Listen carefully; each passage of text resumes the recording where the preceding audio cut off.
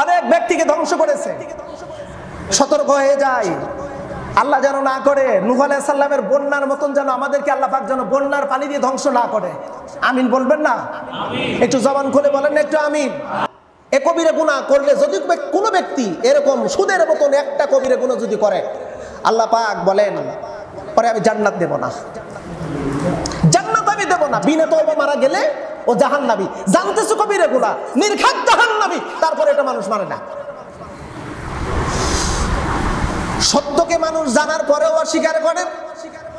ঘুষ অবৈধ, ঘুষ খাওয়া যাবে না, হারাম। আল্লাহ রাসূল বলেন ওয়ারতাশি ওয়াল মুরতাশি কিলাহুমা ফিন্নার। ঘুষ দাতা, ঘুষ গ্রহীতা উভয়ে জাহান্নামী। সত্য জানে ঘুষ খাওয়া যাবে না। সমাজের চিত্র এমন আছে, ঘুষ না খাইলেও চলে না। আছে না এরকম মানুষ? আছে না? ঘুষ দেওয়াও অপরাধ, ঘুষ নেওয়াও অপরাধ। সমাজের ভিতরে দেখেন সবকিছু উল্টা। একটা ছেলে 20 লক্ষ টাকা দিয়ে একটা চাকরিতে ঢুকলো, 30,000 টাকা বেতন পায়। সমাজের ভিতরে আলোচনা হয় লোকটা প্রতিষ্ঠিত হয়ে গেছে, অমুকের ছেলে প্রতিষ্ঠিত হয়ে গেছে। মানে অন্যায় করলো, কবিরা গুনাহ করলো, আর কবিরা গুনাহ করে ইনকাম যা করবে সব হলো হারাম। সত্য জানার পরে অস্বীকার করে।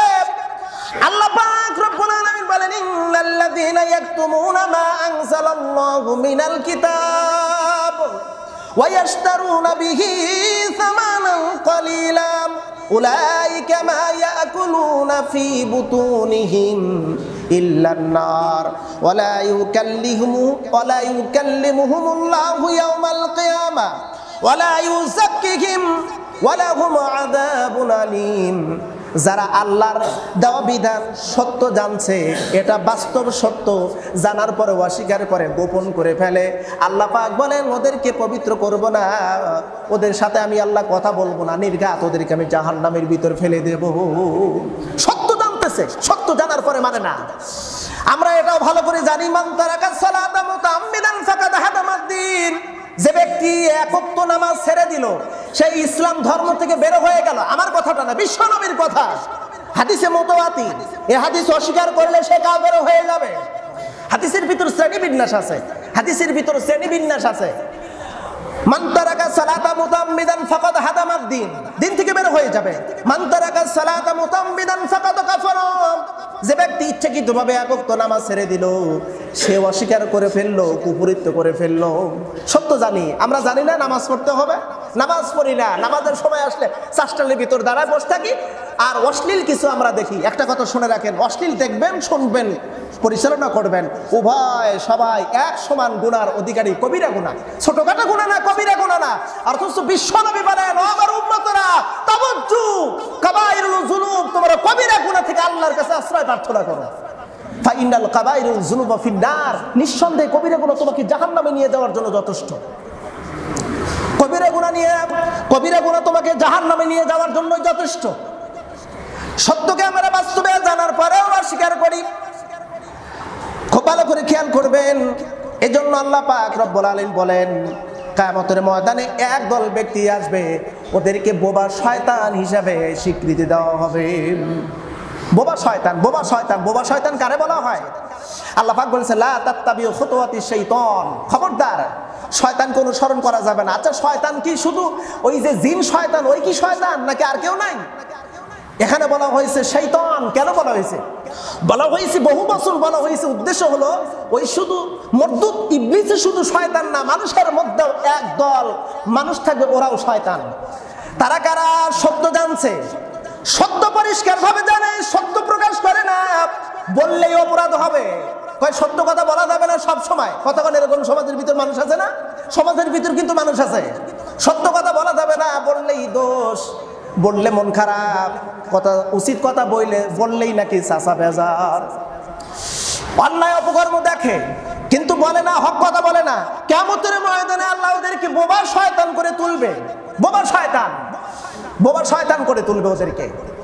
আল্লাহ আমাদেরকে হেফাজত করুক। জোর করেন একটু আমিন। আর একবার জবান খুলে বলেন একটু আমিন।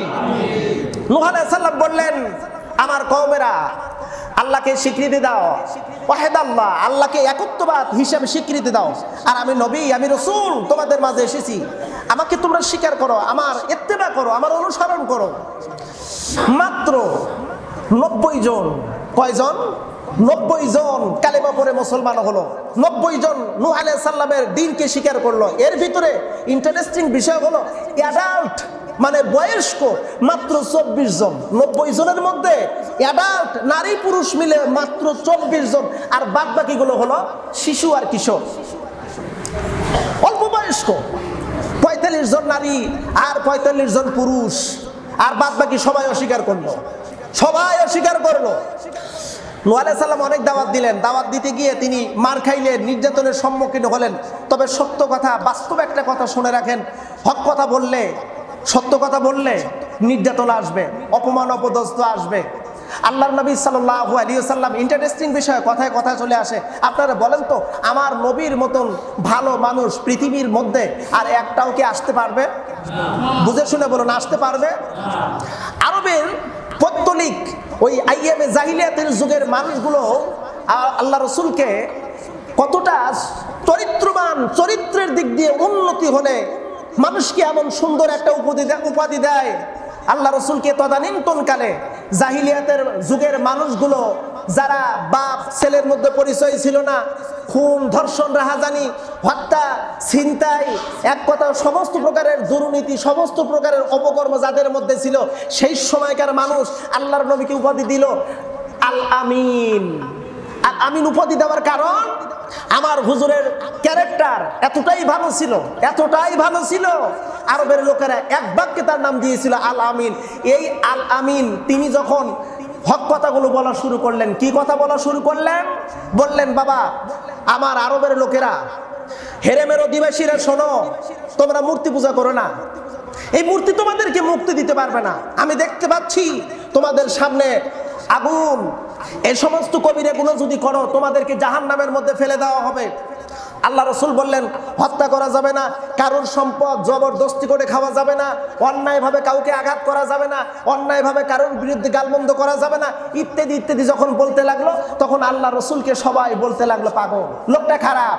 ইতিপূর্বে যারা বললো আল আমিন, সেই সমস্ত মানুষগুলোই আমার রসুলকে বলা শুরু করলো পাগল, ভণ্ড, জাদুকর, মিথ্যুক, আর অনেক অনেক অপবাদ।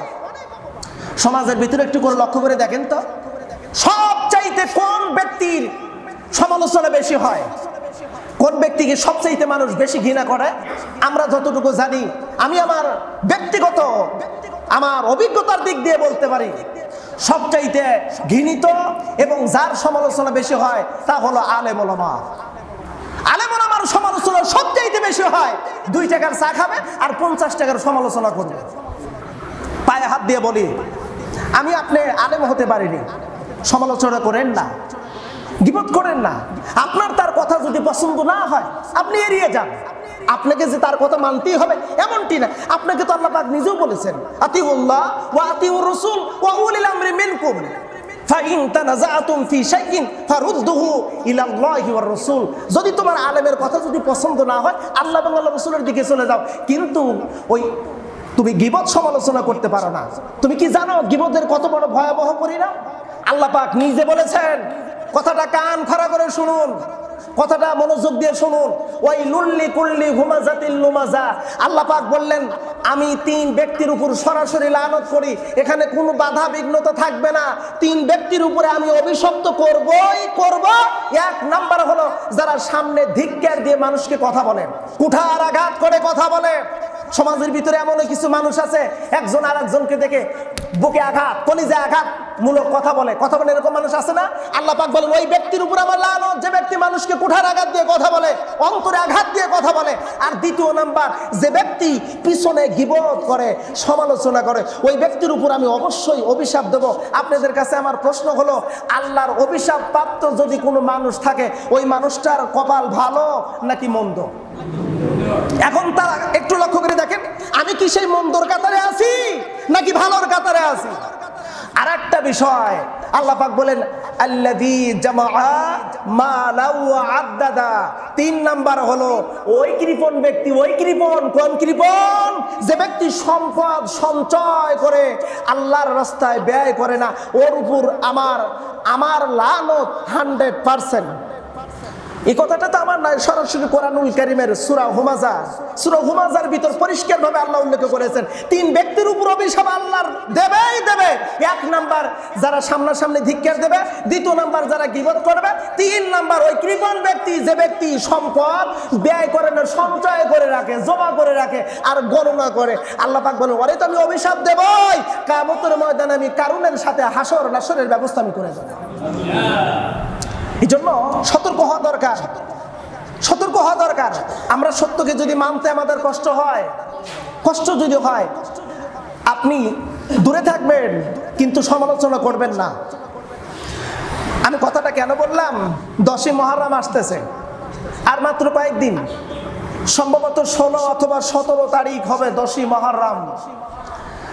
10ই মুহররমে অনেক কওমকে আল্লাহ পাক ধ্বংস করেছে, অনেক ব্যক্তিকে ধ্বংস করেছে। সতর্ক হয়ে যায়, আল্লাহ যেন না করে নূহ আলাইহিস সালামের বন্যার মতন যেন আমাদেরকে আল্লাহ পাক যেন বন্যার পানি দিয়ে ধ্বংস না করে। আমিন বলবেন না? একটু জবান খুলে বলেন না একটু আমিন। আমরা যতটুকু জানি গোটা বাংলাদেশের, বিশেষ করে উত্তরবঙ্গ বন্যার পানিতে কিন্তু ডুবে গেছে। অনেকগুলো জেলা, কুড়িগ্রাম, লালমনিরহাট, রংপুর সহ জামালপুর, আর ওদিকে তো সিলেট, সুনামগঞ্জ, নেত্রকোনা, কিশোরগঞ্জ বন্যার পানিতে প্লাবিত হয়ে গেছে। যে অবস্থায় আল্লাহর কাছে দোয়া করি, আল্লাহ তুমি নূহ আলাইহিস সালামের কওমকে যেমন বন্যার পানিতে ধ্বংস করেছে, এমনটি করে আমাদের ধ্বংস করো না। আসলে তো আমরা তো অনেক পাপী, সেই যুগের যে সমস্ত পাপের কারণে ওদেরকে ধ্বংস করেছিল, ওই সমস্ত পাপের কারণে যদি আমাদেরকে ধ্বংস করতো তাহলে আমাদের কোনো অস্তিত্ব থাকতো না। লূত আলাইহিস সালামের কওমকে ধ্বংস করার কারণ ছিল সমকামিতা করেছিল, সমকামিতা, পুরুষে জেনা, আল্লাহ সহ্য করলেন না, ধ্বংস করে দিলেন। এখন বলুন তো, এই আধুনিক যুগে পুরুষে সমকামিতা আছে না নাই? আছে, কিন্তু আছে। আর জেনা তো আছেই, ফাহিশা তো আছেই। কিছু বলবেন? তো বিষয়ে আমরা একটু সতর্ক হই। আল্লাহ সুবহানাহু ওয়া তাআলা আমাদেরকে যাবতীয় অশ্লীল, পাপাচার, কবিরা গুনাহ